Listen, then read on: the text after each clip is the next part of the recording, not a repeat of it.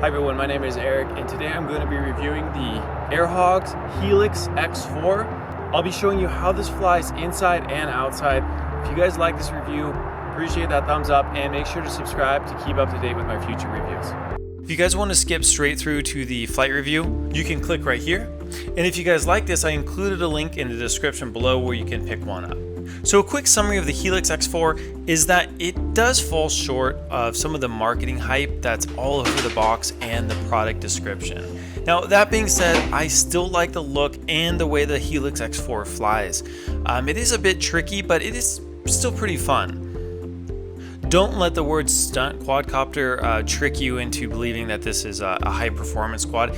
It definitely is more of a beginner's quadcopter. So what really attracted me to the Helix X4 was just the design. I really wanted a quadcopter that had the ducted fans, and I thought this looked a lot like the Avatar gunship.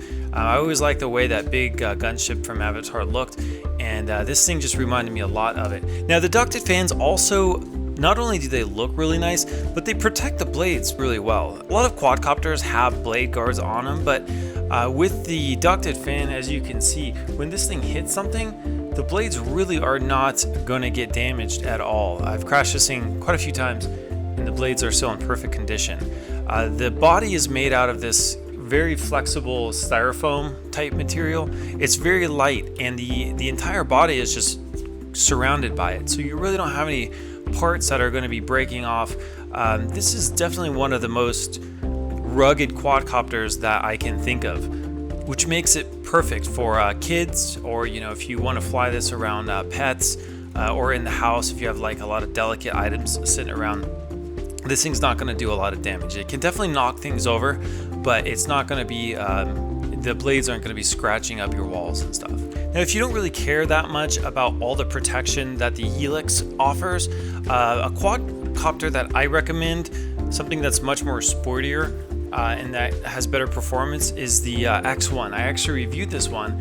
If you guys want to check that out, I included a link in the description below where you can check out my review on the Cyma X1. I'll first go over what I didn't like and what I thought was a bit of an exaggeration.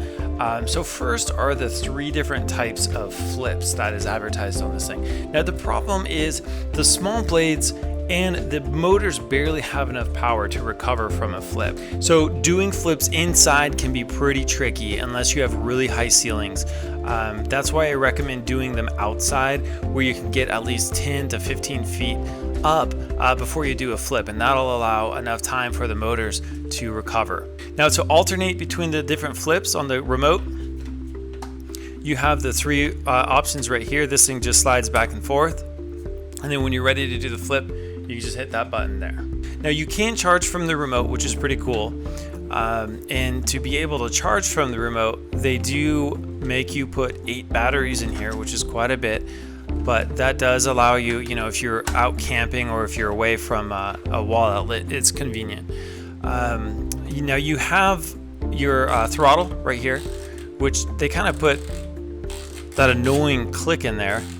And then you have your left and your right. That's just going to turn your quadcopter this way. Forward, reverse. It's going to make it go forward and reverse, and then side to side, there and there. You got your modes up here. You got your beginner mode, which is slow, and then your advanced, which is still slow, but just a little bit faster. They put trim tabs in here, but they don't work. They're just for show. It's a little annoying because as you'll see from the video, this thing does drift a little bit. Okay, to initiate it to the quadcopter, you want to make sure that you first place this on a flat, level surface, and then flip the switch up here. And to get it going, you'll see a light right here flashing green, and now it's solid. It's ready to go. If for some reason it doesn't immediately connect with your quadcopter, bring the throttle all the way up, bring it back down, and then give it another try. And then once your light on here and once your 2 little lights right here are solid, that's when you're ready to go. Now when you're in the different modes, you can see the headlights are green. That means you're in beginner, and when you switch to the advanced, they turn red. And when your battery's running low, you'll see these flashing between red and green. Now you can fly the Helix outside if there's no breeze or no wind. This thing is not very fast, so it's not going to be able to fight much of a breeze at all. It flies great inside, but if you're going to fly it outside, there cannot be any wind. Now the handling on it's kind of interesting. It feels like a heavier quadcopter. The acceleration is very slow, which is good for beginners and flying indoors, but it makes it impossible to fly in any kind of a wind. Now the total length, you're looking at about 8 inches long and about 6.5 inches wide.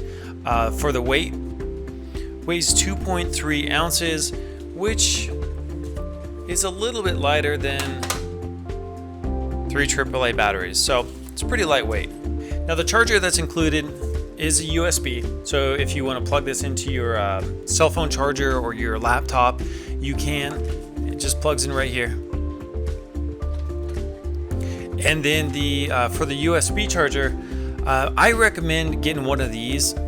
These are just really convenient to have around, especially a lot of the newer toys will be able to charge with the USB ports. So you just plug it in like that. You can charge more than one at a time, which is convenient. And I'll include a link to where you can pick one of these up in the description below. And that's my review on the Airhogs Helix X4. If you guys have any questions, please leave them in the comments below and I'll do my best to get back to everyone. And also I included larger pictures. If you guys want to check this out over at RC Dad, I put a link in the description below. Thank you so much for watching. Make sure to subscribe to keep up to date with my future reviews and enjoy the flight review. Thanks guys, bye.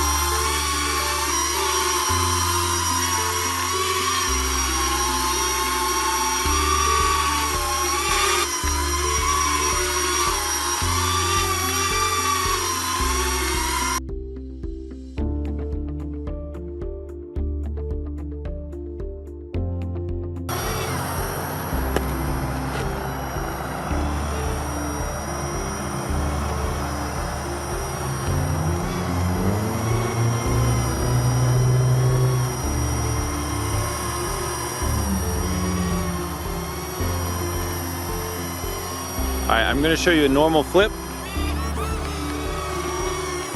Alright, and this is the second flip.